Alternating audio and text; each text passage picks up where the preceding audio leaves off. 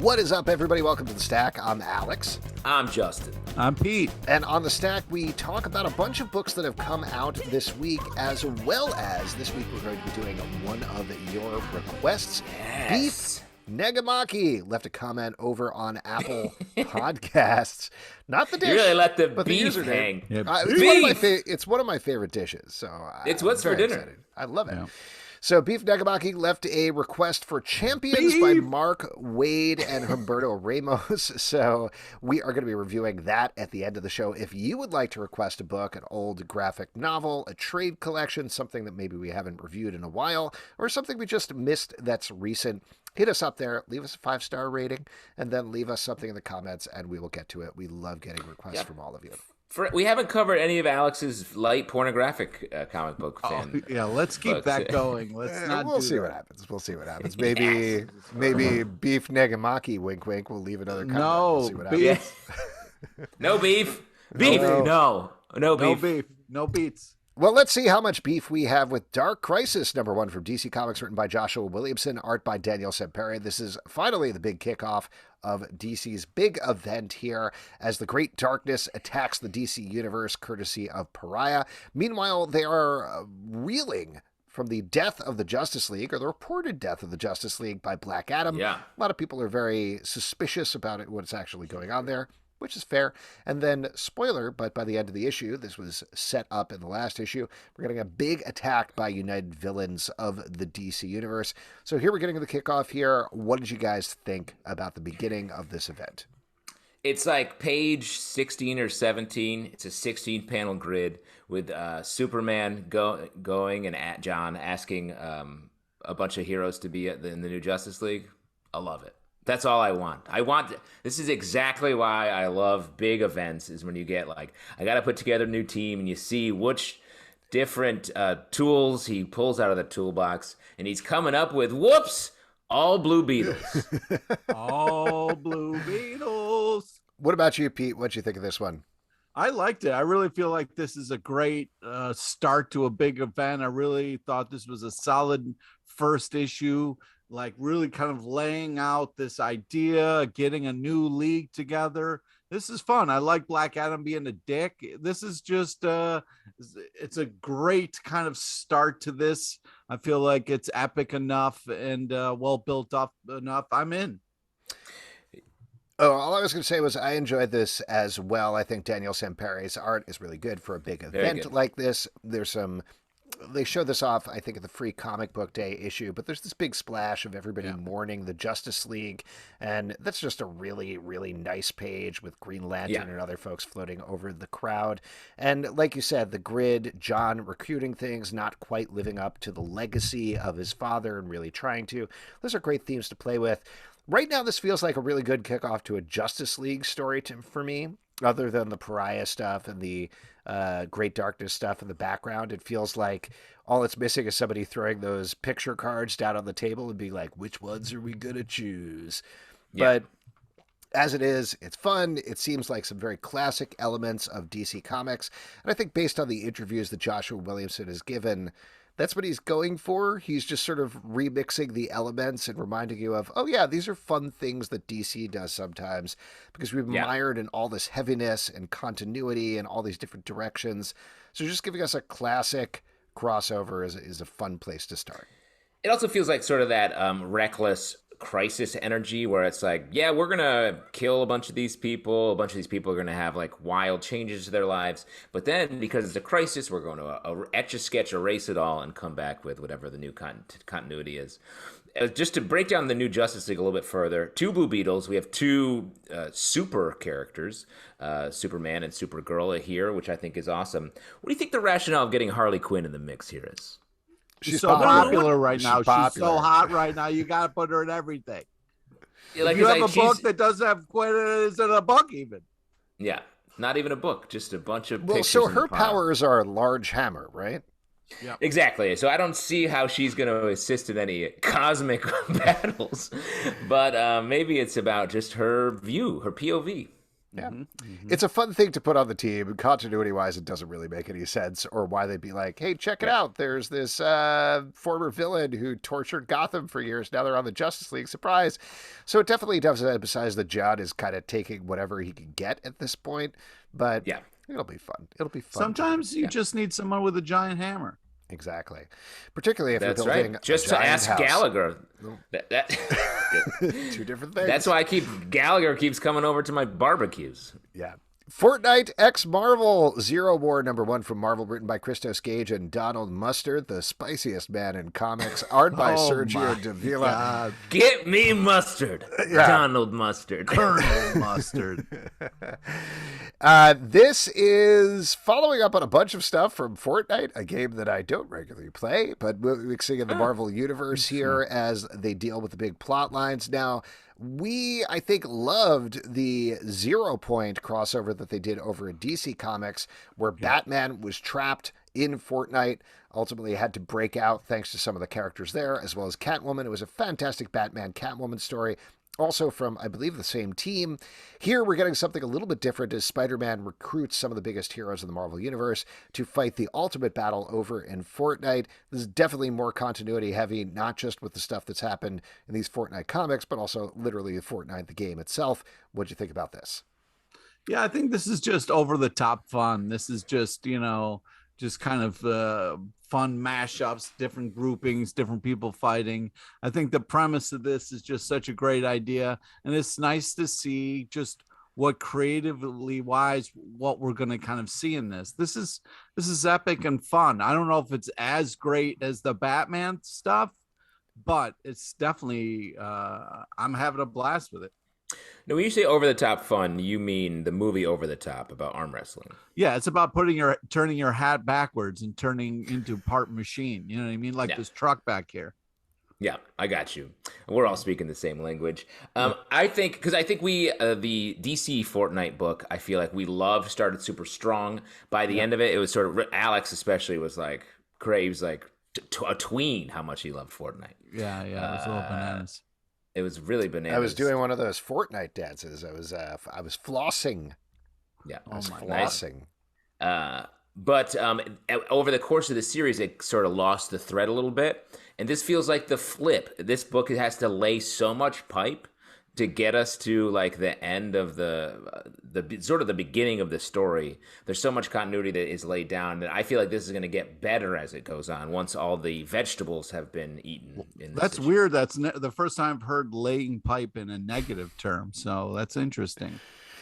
Let's not get into that too much, but I agree with you, Justin. There's so much going on here, and every once in a while, I have played Fortnite before. I do not play it regularly, and every once in a while, I'll see trending on Twitter like, "Oh shit, they flipped the island," and I'm like, I don't know what's going on. I'm out. This is your thing. I'm glad you're having a good time, but reading through this, it definitely was like hearing a friend explain 4 seasons of Fortnite to you, which, mind you, we do with our comic book show all the time, so I get it.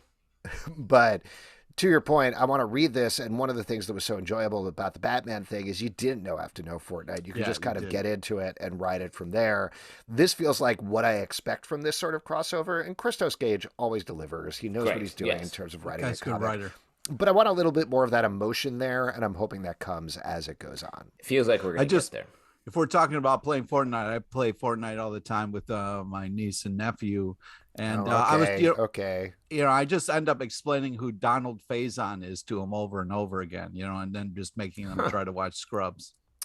Is Donald Faison a playable character in Fortnite? He's the one who created the dance that is so used in Fortnite. I mean, come on. Okay. Donald Faison as a character, or Donald Faison the person? The Scrubs character who this is okay, so Fortnite takes place in the continuity of Scrubs. I feel like they should bring that up at some point. Yeah, I know you think Scrubs would be back on the air. That game's popular. Poison Ivy, #1 from DC Comics, written by G. Willow Wilson, art by Marcio Takara. We mentioned this on the live show, but a neat little side tie-in here as Miss Marvel kicks off today on Disney Plus. That was co-created by G. Willow Wilson. Now we're getting a new comic book from her here with Poison Ivy. Poison Ivy is now integrated back into herself. She is feeling different, looking different, and as we find out over the course of the issue, potentially maybe dying, back to being a supervillain and spreading pathogens all over America. Yeah. Fungi. I got to tell you, this is not what I expected from this book at all. Yeah. Such a dark turn. This might be one of the best first issues of a villain book that I've ever read. Agreed. Loved it. I thought this was so good as well. Like, it's such a dark turn that I didn't see coming, while still able to like loop in the Harley relationship and keep the continuity going. But doing a completely justified like dark turn. But the way she justifies it in her sort of philosophy and the way that she is as connected to the Green, I thought it made total sense. I feel like I kept looking back to see if this was Black Label. Yeah. Nah. Because she's killing people. But I agree. I loved it. I thought the art was great as well. Yeah. I was going to say, we're not talking enough about the art because it's worth it for the art alone, people. It's just such a great artistic rendering of Ivy and kind of what she's going through right now and her kind of disconnect from her powers and the Green and stuff. So I'm having a blast. It's a lot darker than I thought, but it's also more impressive than I thought it was going to be. It's really just a great first issue where you're just like, holy shit, this is so cool. Let's go. I cannot wait for the next issue of this. It made me want to go lay down in a bed of actual Poison Ivy face first. Don't. That's a rare treat. You're not going to forget. I got my Cavan lotion right here, bro. Don't bring. Oh wow, that was very handy. I'm covered in Poison Ivy right now. Oh my god, are you serious? Yeah. You had a Poison Ivy mishap a few years ago. Oh yeah, big time. I break out in what's called emotional Poison Ivy. What? Wait, is that true? Yeah, if I get too stressed out, it kind of like manifests and it gets weird. Wait, is that based on the Poison Ivy mishap that you had? Kind of, yeah. Wow, you're leaving out a lot of details for listeners. Because it's very dark and fucked up, but I'm trying to avoid talking about it. Kind of like this book. And one other thing that I would like to say about it is that usually villain books, I feel like, fall into one of two things, right? You either have the Venom lethal protector type thing where they're an anti-hero and maybe they do some messed up stuff, but I don't know.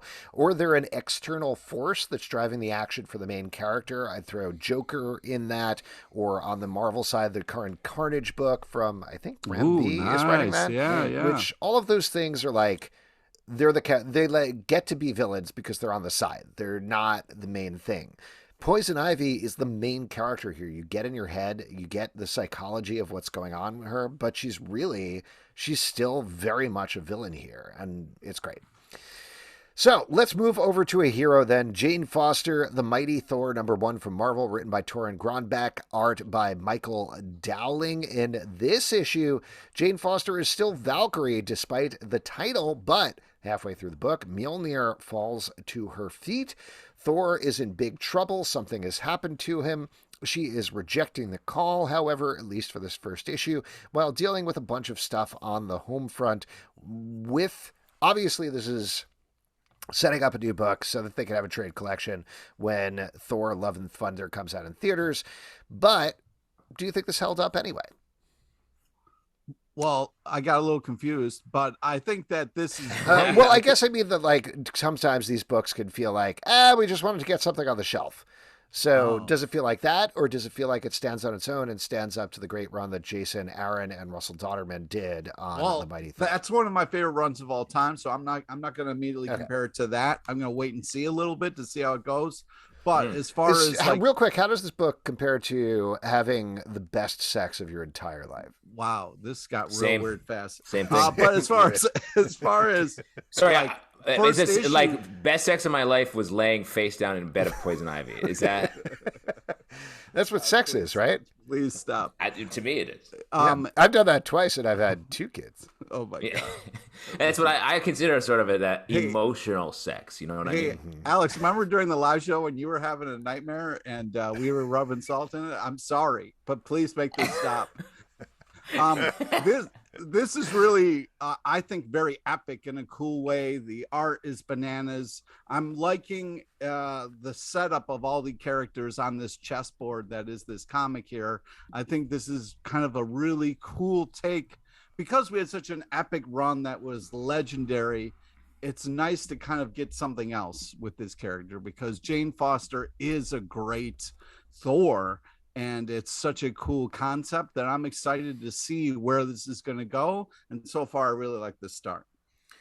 I hear you, Alex, on it does feel a little bit like Jane Foster just became Valkyrie like a year ago. And she's great. It's a great character. Really like her sort of in her own book and in the Thor continuity. But it does feel a little bit like, okay, we like that, but we also have to do this because this is what's coming. So we're going to do it. I do think this is a good book. It's just that it's a little bit of like, is she both of these people now? It's just a little confusing right there along the Valkyrie Thor line. But in general, I think the story's great. I love they incorporated all of the Valkyrie's powers and the Valkyrie characters. And it does seem like a real scary thing that's happening. I like the implosion bombs that drop everywhere. A lot to really be great. There's a lot of great stuff in it. Yeah, don't get me wrong. I had fun reading this book. I like the character. I think Torunn Grønbekk has a good handle on this world, and it's fun stuff. But there you go. Next up, Multiversity Teen Justice #1 from DC Comics, written by Ivan Cohen and Danny Lore, art by Marco Failla. In this issue, we're checking in on another part of the multiverse where everybody is gender flipped. We're focusing particularly on Teen Justice, per the title. What'd you guys think about this one? I think this is a great art and a fun team. I'm liking the kind of feel of this and getting to know people. I really think this is kind of like a cool take, and I feel like this was a great kind of welcome to the club, and this is who we got working on it, and I'm excited to see more. I agree. I think this is great because it's so hard to do a book where they're like, let's do a book that feels youthful, that feels like it's actual young characters. Because when you Teen Titans book and the normal continuity, there's just so much stuff to deal with. Like they've had such a long continuity. They've dated each other. They have their legacy heroes they have to like always measuring up to and all of that. With this, we get all of the like superhero of these characters. The gender flip, because it's on Earth 11, refreshes it, which I think is great. And it does feel like it's a story where the characters genuinely feel young, where it's not like a 45-year-old person writing the book just trying to be like, oh, TikTok, how can I squeeze that in here? Okay. It feels like they're actually... What's hot right now? Emojis? What's hot? Yeah. Flossing, as Alex Who would said. say that? Who would say that? Only a cool young kid. Yeah, that's what I'm saying. A kid. Yep. Next up, The Ward, #1 from Dark Horse Comics, written by Cavan Scott, art by Andres Ponce. In this issue, we're introduced to a hospital for supernatural creatures. Now, Cavan Scott is going to be at our live show in a couple of weeks, so be kind, guys. Be nice to an upcoming guest, okay? You know, but I will say I actually did like this book. I thought this was a very fun... Way to discredit your own opinion, Alex. No, I really like this concept. Honestly, like... This feels like a very TV-ready concept for me, which is something that normally puts me off. But I think what this team does really nicely is makes it work really well in the issue. There's a surprising twist at the end here that sets up the rest of the book that I think is really interesting and is going to be an interesting emotional thread to follow. But I love just the done-in-one nature of this book while setting up serial storytelling. I thought this was good stuff. What about you guys? I agree. Like, this is one of those books where you get to the premise, you're like, oh, so smart. Like, where it like feels like, oh, I can't believe this hasn't been done before, because it has all the like fun specifics and things we love about like a hospital procedural like ER, with all the just great fantasy sci-fi specifics laid over top of it. Yeah, I mean, I don't want to keep talking about Scrubs, but here we have like a fun yeah, Scrubs. But it keeps like, setting it up with Scrubs. Yeah, I think this is a really creative idea, really well executed. Um, it sets up this interesting tone where it's like somebody walks up the steps and sees a dead body. Normal person would kind of like freak out, but they're like, "Oh, I work at the ward. Let's get this going." I think this is a very kind of cool idea, and I think the art really brings you into this world really well. And yeah, I think they killed it on this issue, and I'm looking forward to more. Would you say you would hang out the passenger side of your best friend's ride trying to holler about this book? No, I wouldn't say this. Well, folks, you know what I would hang out with is this week's sponsor, which is a great guy named Damian Becton, who is a 6th grade English teacher and 2021 winning comic writer of Mad Cave Studios' annual talent search. He wanted to tell a grounded human story set in a deadly sci-fi and fantastical world. Damian chose Kickstarter to transform this comic into reality. That comic is Worlds Away. Worlds Away is The Last God meets Radiant Black. Great pitch. Whoa! Set in a futuristic universe, Worlds Away is fantastic, archaic setting, all glued together by a story of a mother who will stop at nothing to protect her daughter. This is a spellbinding story filled with thrilling action sequences, grounded by intense and sometimes brutal character moments and decisions.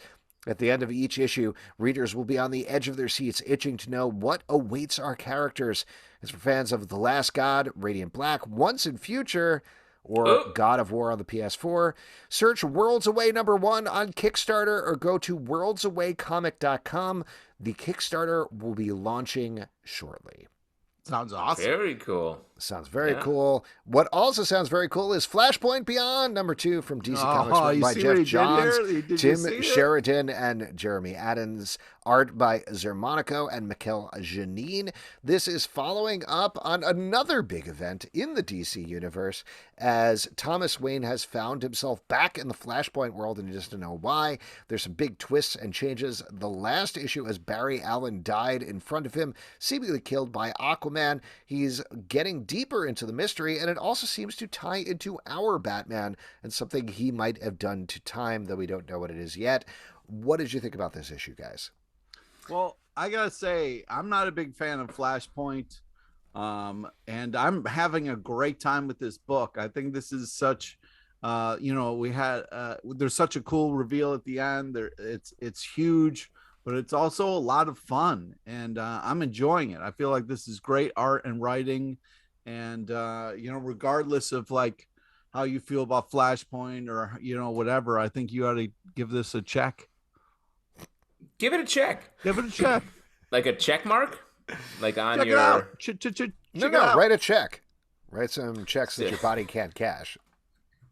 When I go to the comic book store, they're thrilled when I whip out my checkbook. And say, oh, man. Everybody lights up when you whip out a checkbook. I know. People love I love checks. it. What's on your checks?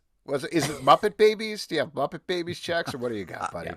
Yeah, the Tweety Bird. Anybody love that Tweety Bird. Nice. Yeah. He doesn't Sylvester put up with any on one shit. side, Tweety Bird on the other is chasing him across the signatory area. The checks, there's a whole story it tells. That cat wants to eat that bird? Not happening, brother. Because that bird is crafty and clever and has a lot of sass. Yeah. Honestly, if you pay me with one of those checks, you don't even need to put a number on that. I'm just happy to get one of those checks. Just give me a blank You fooled one. me that getting a blank check once, Alex. I'm not going to do it. just sign one of those checks, hand it over to me. No need to fill anything in. No, don't worry about it. Just sign it and hand me it. I'll fill it. Exactly. You're a sneak. You're a real sneak. But people take me really seriously with my Tweety Bird checks. Flashpoint Beyond #2. Flashpoint Beyond #2. I think the art in this book is great. I really like the characterization of Thomas Wayne. I think is good. Like we get a couple shades of him, like the good Thomas Wayne. Like you hear him when he's beating the shit out of people, like diagnose them like a doctor would. And I was like, oh, that's cool. I like that specific.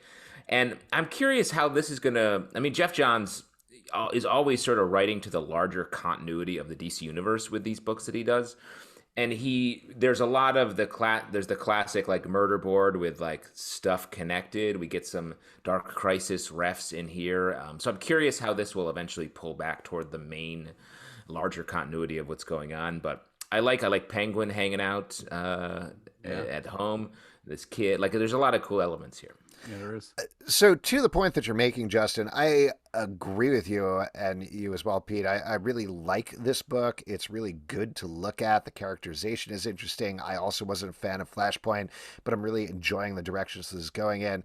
But in a very external way to what you were saying, specifically, Justin, Thomas Wayne mentions dark crisis here. We find out that Psycho Pirate is here. He was trying to escape a dark crisis in his universe. So this is Geoff Johns timing everything up with a bow. And in a very external way, I was like, this is a classic DC where they have, here's our big event. Also, there's another event happening. Yeah, and it's just, it's distracting to have these things going on at the same time as a comic book reader who reads a lot of comic books for the show. That doesn't affect the quality of the book. Just again, on a weekly and monthly basis, it's a little frustrating. Well, but I feel like in here, it's like, hey, you just slide in the words "dark crisis" at some point. Totally. It'll look really cool. And so, like, I get that impulse, but it does feel like, is this part of it? It pulls you out of the main story in a way that obviously isn't ideal. Yeah. Next up, though, is Afterschool, #1 from Image Comics, written by Justin Benson and Aaron Moorhead, art by Greg Hinkle. This is a new anthology title with some sci-fi horror stuff. We don't know yet because it's only the first issue, but here we get a story of a fucked up dog. What did you guys think about this one? Pete, I have to imagine this was very much not your thing. Well, first off, yes, it's gross as fuck, and there's a lot of really gross moments, but also one of the greatest comic book panels of all time. Spoiler, but the dog smoking a cigarette, oh shit moment was really fucking enjoyable. That seems like a good shirt for you. I'm just gonna say. Yeah, exactly. I've thought about it. Let me ask you on that note, because I agree that was really cool. How's he going to get the nicotine patch onto his skin? He's not quitting smoking, Justin. I understand you're trying to rile up Pete here, but that dog. I'm just saying that dog is very cool. That's like the Spuds McKenzie. Instead of drinking beer, he's smoking it. It's very Instead of drinking Bud Lights. Yeah, the coolest beer. Where did they put the alcohol patch on Spuds when he was trying to quit? Spuds died. Spuds' liver. He died. Yeah, he died what? Wasted. Yeah. Today, recently? Today, yeah. He lived for a crazy long period of time. It was the alcohol. He basically pickled himself very early, and he just was running on fumes for decades. Yeah. Sorry, can't cancel my plans tomorrow. I gotta go to Spud's funeral. I imagine I'll be speaking. Is your secretary? Yeah, right. Is she on? It's not a she. It's a fictional he. Okay. It's also a dog who also drinks Bud Light. I know. I'm worried. My secretary. Suds McKenzie is. Has your dog ever tried Bud Lime-A-Ritas? Oh man. It's so crazy. He asked me to pick up a 6-pack today. A tall boy to honor Spuds? I think he knew. And while you're saying it, it's very funny that dog wasn't called Suds. What a missed opportunity! I don't know. Name that drunk dog after potatoes, I guess. That's insane. When you said Suds, I was like, that is truly insane that they didn't call him Suds McKenzie. I can't believe that. I'm furious. If you ever get a time machine, you're gonna go back in time. No! Tell baby Suds. Hitler, hello? Hey, listen, there's something I need to tell you, baby Hitler. You got to make sure this dog is named Suds McKenzie instead of Buds. Yeah.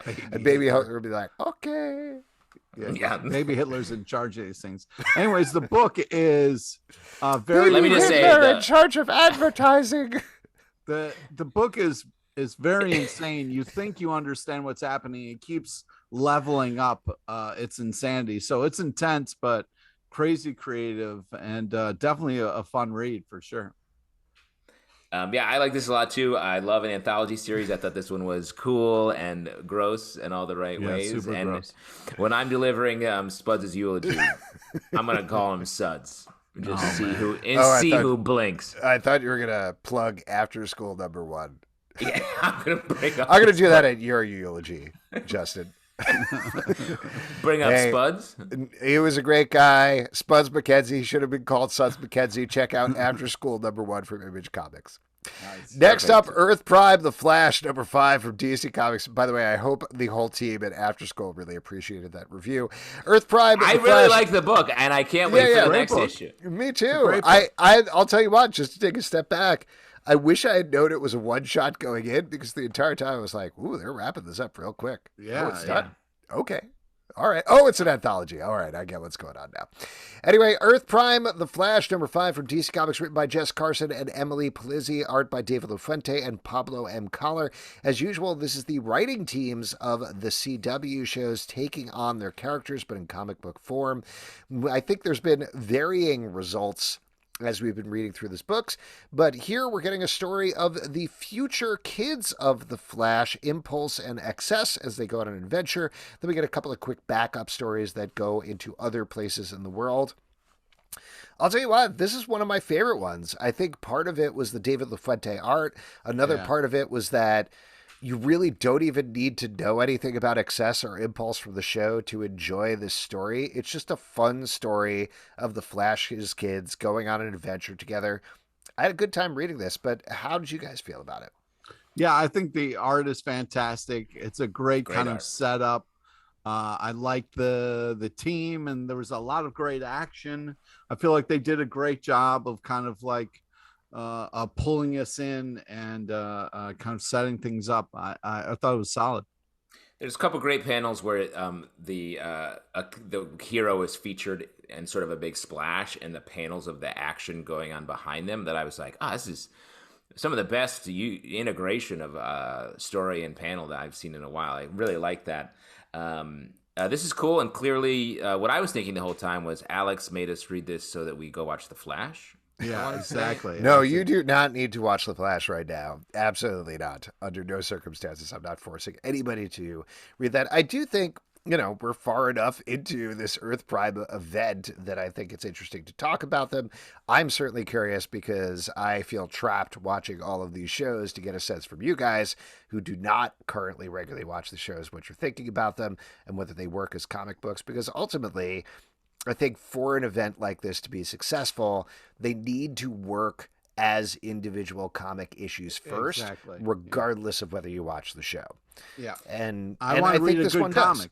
Yeah, this one does. Agreed. Like you said, like I don't watch the show and I don't really know these characters at all, but I thought this definitely worked as a story, and I could piece it together very easily. It was great. Yeah. Next up, The Never-Ending Party, #1 from Comixology Originals, written by Rachel Pollack and Joe Corallo, art by Eva Cabrera. This is a book, as you can tell from the title, of a never-ending party in honor of Dionysus that gets started back in the day, and then years later we catch up with his characters, Yellow Jacket style, to try to find out what exactly went wrong at that party back in the day. Justin, you seem stoked. Talk about this. Justin, you seem fired up. I love a party, and I especially love a party that just don't stop. Just ask my man Spuds. The party may have stopped for him, but he's going to keep on partying in heaven. That's right. That's right.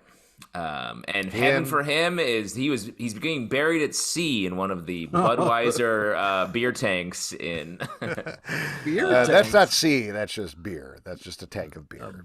Tank of beer. What are you talking about? No, we're doing a Viking not funeral. Oil tankers. Bud Light doesn't get transferred like oil. When I die, put me in a big old tank of Bud Light and let my body just float there. Exactly. And then everyone goes around and has a little sip.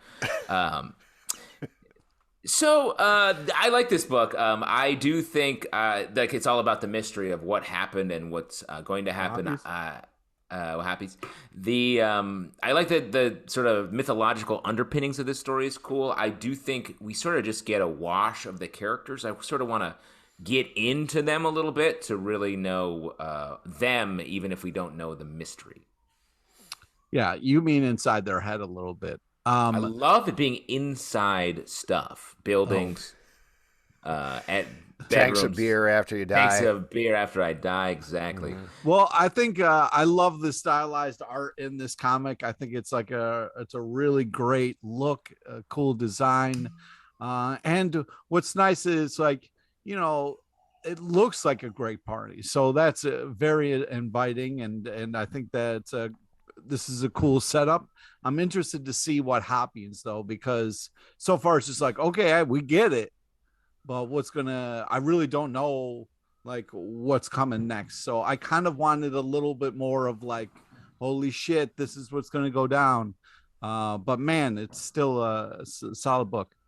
Shout out to Eva Cabrera's art in particular, which is cartoony, but there's a lot of stuff going on. The characters are very expressive. I really dug that part of the Reminds book me of She-Ra in a great way. I could see that. Good call out. It's like She-Ra meets Yellow Jackets. That makes sense to everybody. Yeah. Dark it Knights, does. I guess it does. Dark Knights of Steel, #7 from DC Comics, written by Tom Taylor, art by Nathan Gooden. In this issue, we're catching back up with this medieval Batman as he meets the medieval Teen Titans and teams up with them.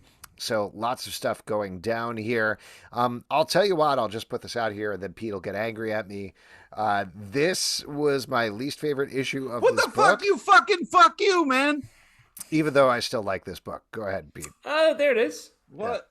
That's a shitty way to tee that up. First off, like, the pattern is if one of us are excited about this comic, we call it so we get to talk about it first, but you had to fucking step on that and then did the old fucking switcheroo to make me mad, but then there's no reason for me to be mad. What? You really like this book, Pete. Talk about it. Yes, there it is. It's there's amazing art on this. I love the kind of old timiness of it, but also the humor is great. I mean, you get Beast Boy as a dragon. There's a fun part where Batman falls down and they make a joke about it. I mean, this is just a lot of fun, amazing art, great use of the era. I think this is just it's cool to see people we know kind of a little out of water and how they're kind of dealing with things. I'm having a great time with this book. I think it's really creative. I would venture, Alex, I feel like you liked it less because there's a lot of like getting into like the political ups and downs, and we're sort of setting up a lot of stuff. It feels a little like middling Game of Thrones episode in this. It's partly that, but the other thing is what Pete was talking about in terms of seeing the characters out of water. This is the one that I was like, they're the most in water in this issue, where it was like, I've been loving the riffs that the team has been doing on all of these different characters and finding the ways to put them organically in a medieval situation. And they're like, this is what Batman's is like. This is what Black Lightning's family is like. This is what a Wonder Woman and her, the Themyscirans are like. And here's how they're different and how they all work with each other. And this issue is like, and here's the Teen Titans. Right. And it was just to the point, like Starfire shows up and it was like, I don't know what's different other than maybe she's wearing a canvas shirt, I guess. It's just kind of... Alex, a tunic? And Beast Boy 2, I'm sorry. And Beast Boy 2 is the same thing. It's like, it's just Beast Boy. There's no riff there. There's nothing that's particularly different about any of these characters. He turned into a dragon! And it made me very mad, and I hate this book now. I just want to be clear about that. Oh my God, I hate so you know. So much. You're fucking ridiculous. You're fucking ridiculous, man. And I hate beer, and I hate comics as a whole. Don't bring me into this. Oh, okay. No. How dare you insult No, beer? I still like this book. It felt like, yeah, all right, this is fine. Maybe we could have pushed this a little more. I feel weird because when I decided to be buried in beer, now anytime I see a beer, I think it's a tiny coffin. So it's a little bit of... It kind of is a tiny coffin for yeast. Oh my God. Well, shout out to the brewheads out there. Alex is dropping some banger material. I love it. I do like this book a lot. I feel like this and DC versus Vampires are these nice little ongoing pocket universes in the DC universe where you get a lot of great riffs. Pockets. Fun Pockets, the best. Put that on the cover. Fun Pocket. Man, Fun Pocket is that little pocket in your jeans that's too tiny for anything. Anyway, I like this, but I agree with you. This was one of the more wooden or weaker issues of this this series so far. Hard disagree. Next up, Archie and Friends, Summer Lovin', #1 from Archie Comics, written by T. Franklin and Tom DeFalco, art by Dan Parent and Kennedy Bros. Now, normally I don't think we talk about these sort of more straightforward Archie comics. There's still a lot of them coming out. We usually tend to talk about the more horror-inflected ones that tie into Riverdale. But I thought it was good to talk about this one because they're making a big deal about the main character, who is a queer plus-size character, and she is in love with a partially disabled character. So there's a lot of stuff going on there in terms of positive representation in these Archie comics. This is from T. Franklin, who wrote Bingo Love, a book that we talked about before, and is some of these things. So she's certainly speaking and writing from experience. What do you guys think about this book, though? How do you feel about this character and this introduction, particularly now that we are in the middle of Pride Month here? I really liked the way that they just told the story told these stories. There are multiple stories in the book without it being like, can you believe? And have it be about one or more of the specifics that you just laid out about her background. And then only in the back matter do we get sort of that bio where we break down the specifics. So, and that's the kind of storytelling that I think we talk about a lot when it comes to representation. It's like, tell the story and have people represented, but the story doesn't have to always and exclusively be about the specific qualities that this character has.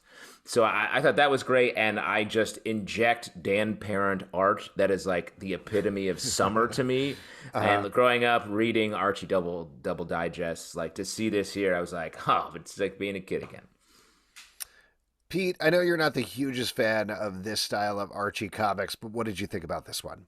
Yeah, I mean, you're getting the Jughead that I don't like, that is just, cheeseburgering and goofing around, and the Archie that's doofy and shit.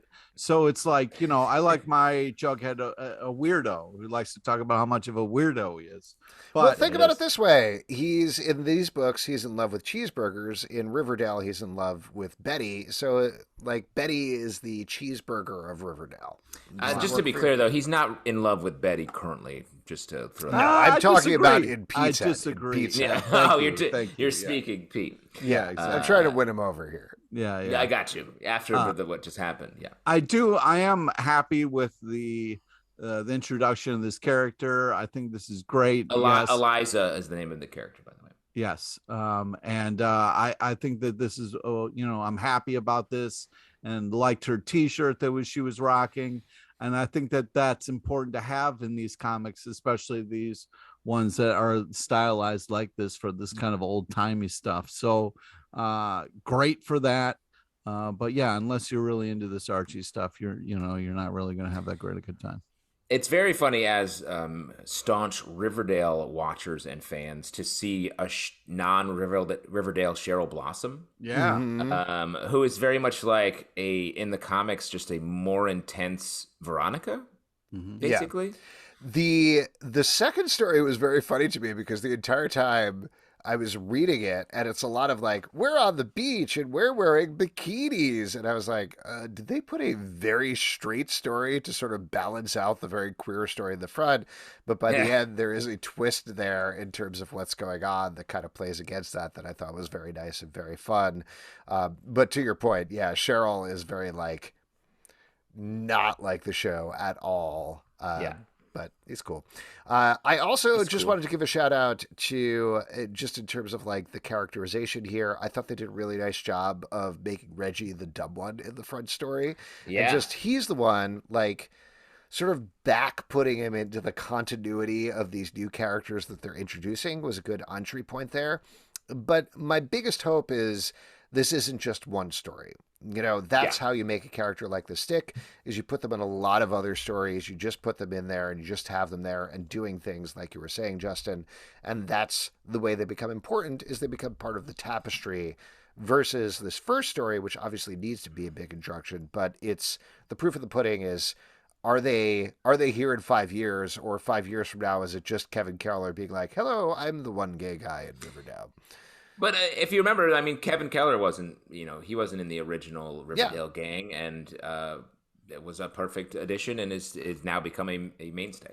And now he's a character Cavan. that they can barely figure out what to do with on Riverdale. Poor- Next poor up, Cavan. Aquaman Andromeda, #1 from DC Comics, written by Ram V. Art by Christian Ward. We actually had Christian Ward as a writer on the show, just on the live show a couple of weeks ago. We should have asked him about this. We really messed up. This is The Abyss, but with Aquaman, is basically the way that I would describe it. And I'll tell you what, I'll put this out there up front. So this is a Black Label book. It's out of continuity. Pete, don't get upset with me. First of all, Christian Ward's art is killer throughout this book. Good. Banana's good. But love the part that is the Abyss and then Aquaman like kind of showing up as an external force at the end. There's a couple of pages in there that are clearly setting up plot down the road where we get to see Aquaman doing some stuff. We get to see Black Manta doing some stuff. And that stuff, I was like, I don't need that. I just want to follow this crew going on crazy adventures, and then encountering Aquaman is like, what the hell? There is a man under the sea attacking sea beasts. I didn't need that other part to give it context and bring it into the DC continuity. So that kept taking me out a little bit. But otherwise, I really like this book quite a bit. You wanted this book to be called No Aquaman Andromeda. Well, I wanted the way that, and this is a spoiler, I guess, but at the end, we see this big sea beast. They see on their scans, there's something that looks like a man there. And you get this very demonic looking Aquaman showing up, attacking the sea beast. That's what I liked. That's what I thought was really interesting and alarming, just in sort of the sense of we're under the sea. This is an unknown world. What is happening here? Under Dusty. Whenever they returned to the classic DC comic stuff, that's the part that took me out a little bit. Wow. Pete, you're very upset at me about this. What's going on? Well, first off, you know, your dad humor with the Dusty thing was really killing me. That was me. Yeah. It was Justin, and then darling, you it's better doubled down where it's wetter under Dusty. Stop, please stop. What have you got? A lot of sand? I like this. I've got a hot crustacean bath. That's all I'm saying, Pete. But go ahead. Wow. I'll let you talk. Going in deep. A lot of lyrics, a lot of subtly played lyrics going on in this episode right now. Yeah.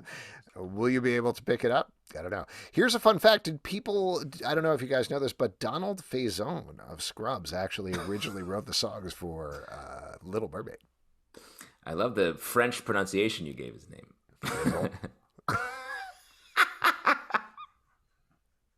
Lumiere from Beauty and the Beast over here. Pete, are you going to let me talk? Can I say something, or do you want to go? Ross Perot, go ahead. Okay. Can it finish? Can it finish? Dana Carvey doing Ross Perot. 1,000 points a lot. All right. So, anyways, I thought this was a fun thing that it delivered on. Okay, you got. So, people are gonna have to Google both Dana Carvey and Ross Perot to understand this. That's so. Oh my God. It's so Dusty on so many levels. And I love that. Who Pete, you calling Dusty, motherfucker? I'm just saying all of us get it. But we're doing a podcast in 2022 referencing Dana Carvey doing Ross Perot. That's all.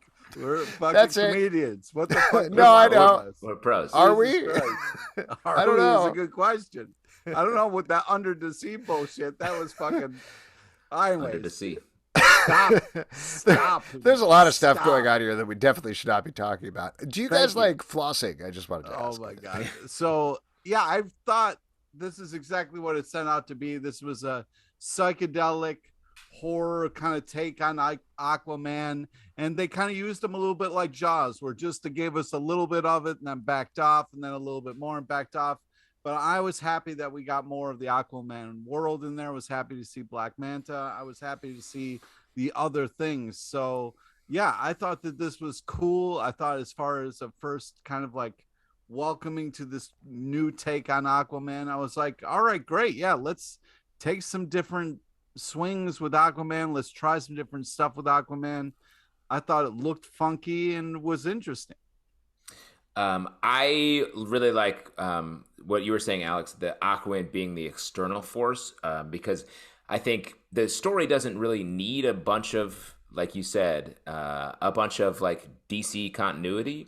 I don't mind seeing Black Manta. I like that we just see him as the man first, and he puts on the helmet, and then we're like, oh, interesting. Because I think we're setting up the sort of Shakespearean conflict between Aquaman and Black Manta that's always been there. So I'm on board. I think it's cool. And like you said, the art is very good.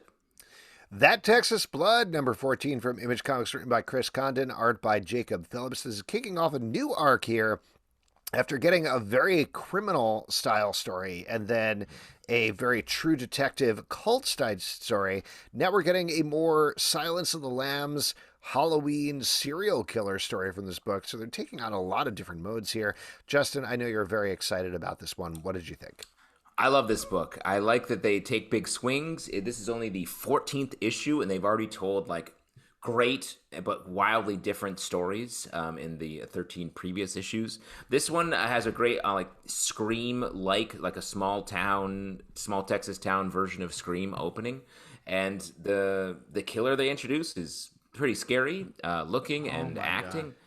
And so I really like this book. The art's great. This is one of the best books that that is continually coming out of the last couple of years. This is too fucking scary, man. I mean, there was some like crazy panel reveals in here that are just horrific. And this is a really impressive book that's scary as fuck, man, and a great use of coloring. I agree. Great stuff. I'm so excited for this arc. I can't believe how much they keep changing up this book arc after arc. That's awesome. Particularly, like we said this in a very complimentary way, that it was like Criminal, but Jacob Phillips being Sean Phillips' son, right? Yep. Is just the similarities there. It felt like, okay, this book could be derivative in the long run, even though it has its own tone and its own feel and its own pacing. The fact that they are really stretching it and pushing it to crazy dimensions, so exciting. Can't wait to see where this goes.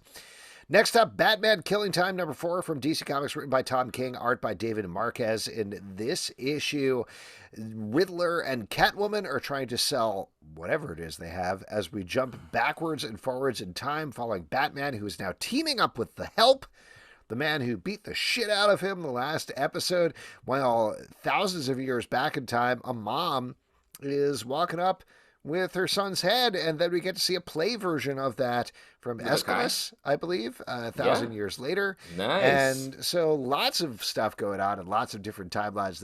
Euripides. Euripides. Get it? Yeah. Euripides' heads off. Okay.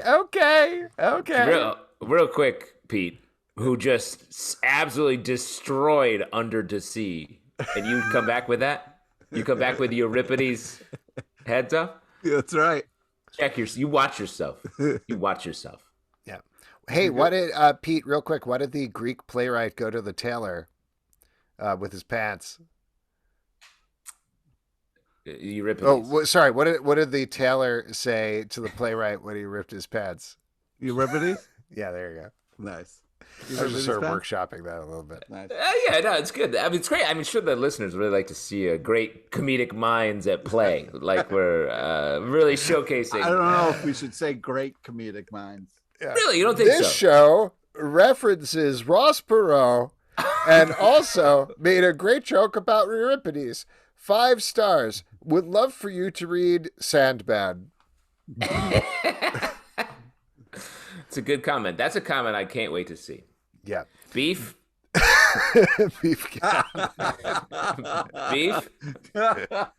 I really like this book, but there's a wild amount of stuff happening at this point. It's funny that, to me, that in the first 3 issues, my impression, and I think we all agreed on this, it was like, wow, this is Tom King really streamlined, just telling a fun adventure story.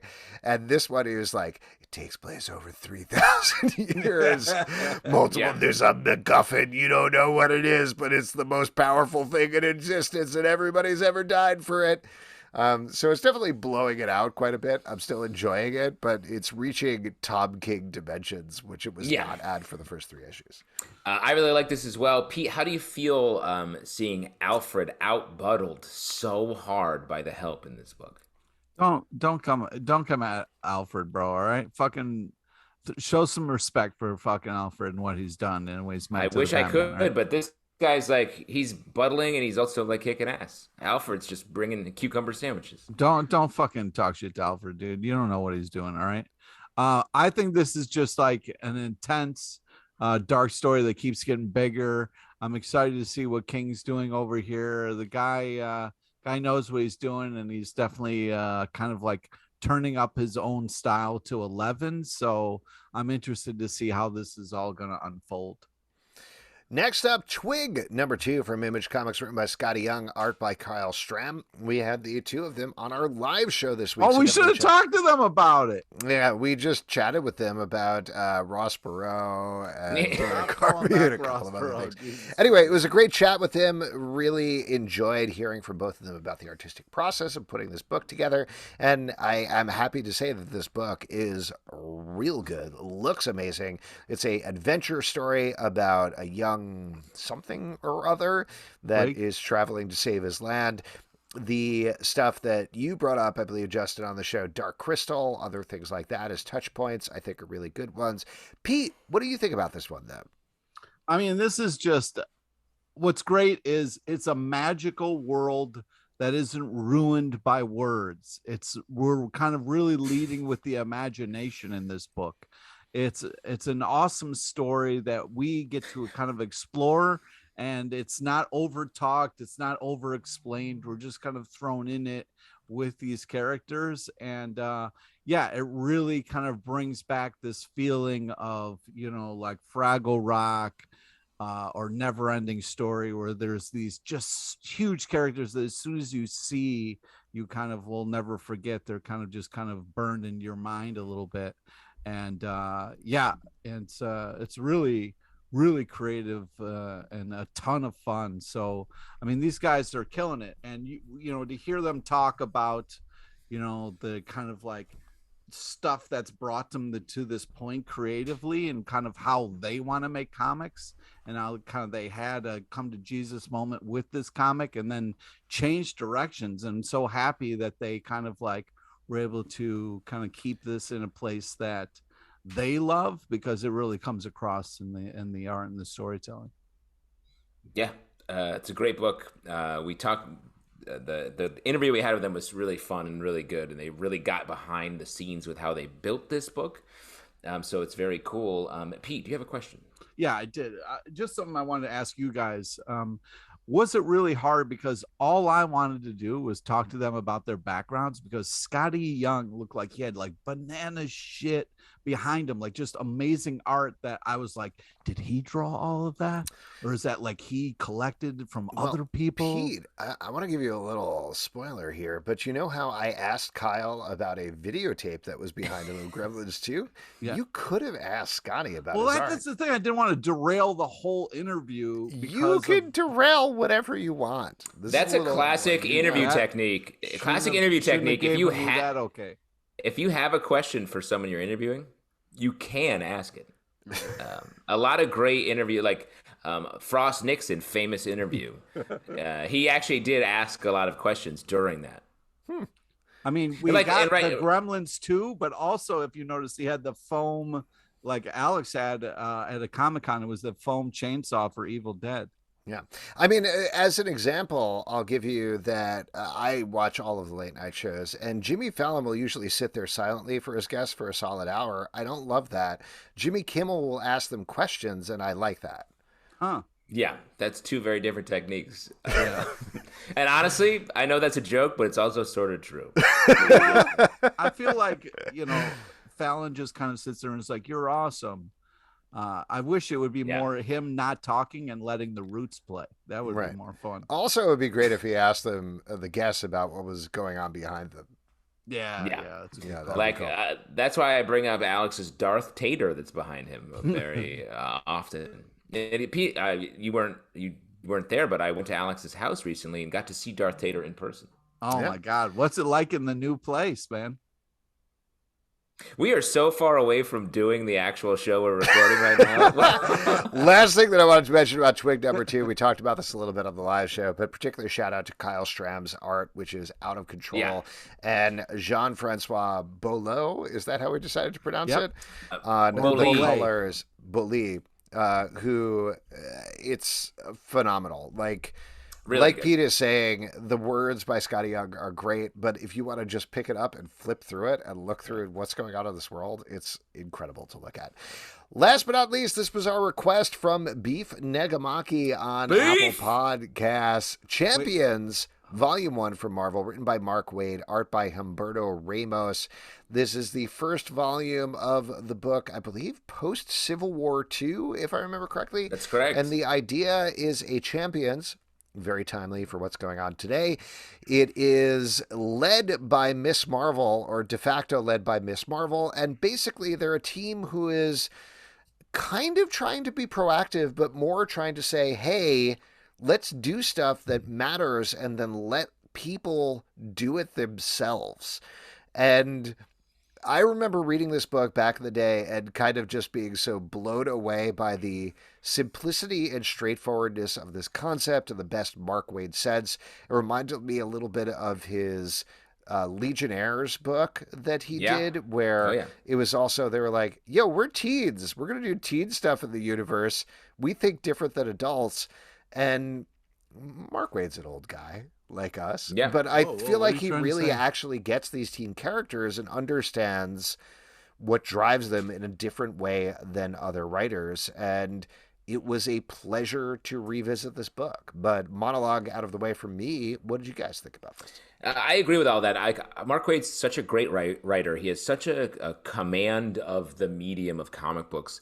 And he does something in this book that I wish there was more of, is bringing characters together from different sort of pools of the Marvel universe and putting them together on a team.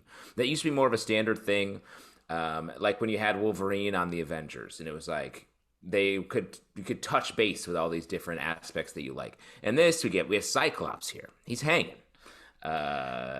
Just real quick note about that. I had legitimately completely forgotten about the thing where Brian Michael Bendis brought the teen X-Men into the main continuity. So seeing teen Cyclops again was just this brain rewiring thing. Yeah. But I know, Pete, you're nodding your head no, but I love how Teen Cyclops is used here as the jerk who's like, well, I've done some superhero stuff. And they're like, yo, you were taken forward in time and you had like one mission. What are you talking about? Yeah, I really like the Cyclops taking down a aspect of this book for sure. But also, I mean, something that, you know, you can't take away from Cyclops as much as I would like to is his leadership and the way he can use people to for their, you know, end goal. But we're skipping over the big story here, and that's Ramos's art.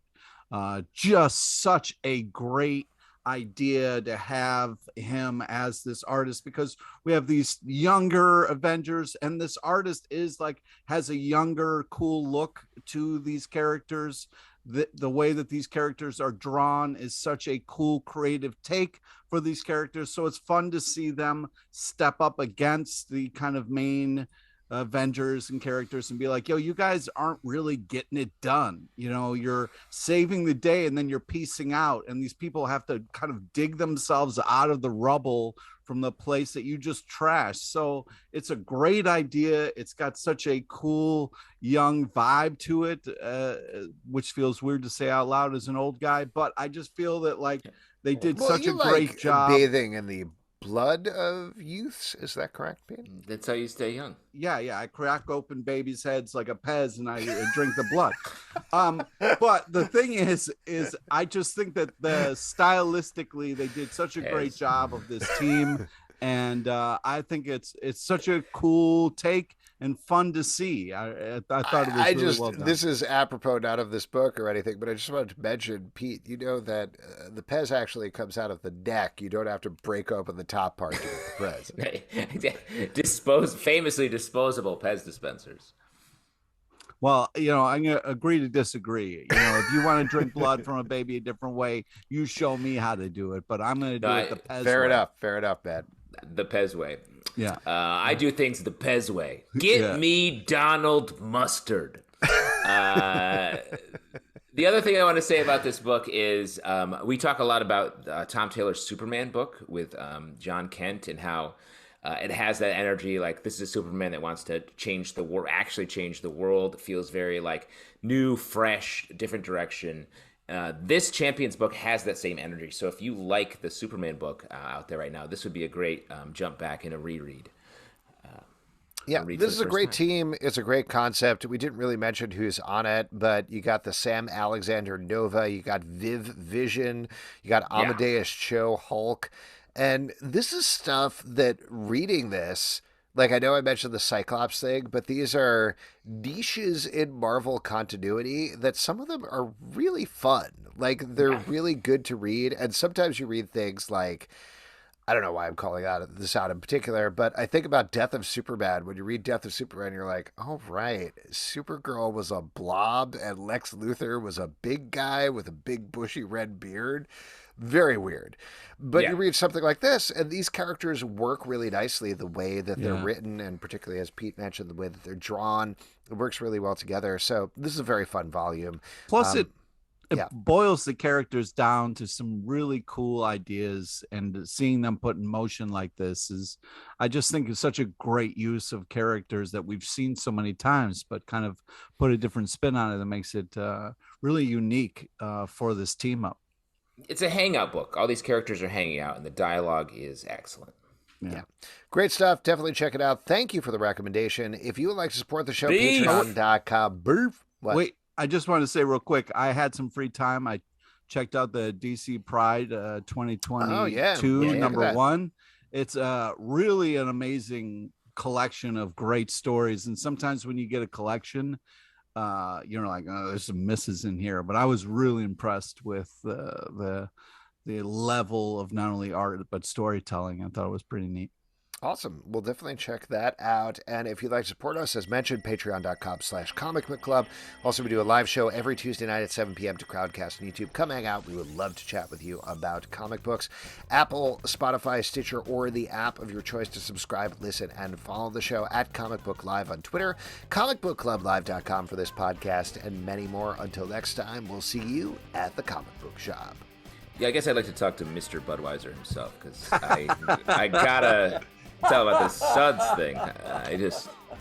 Sorry, I was talking to my assistant again.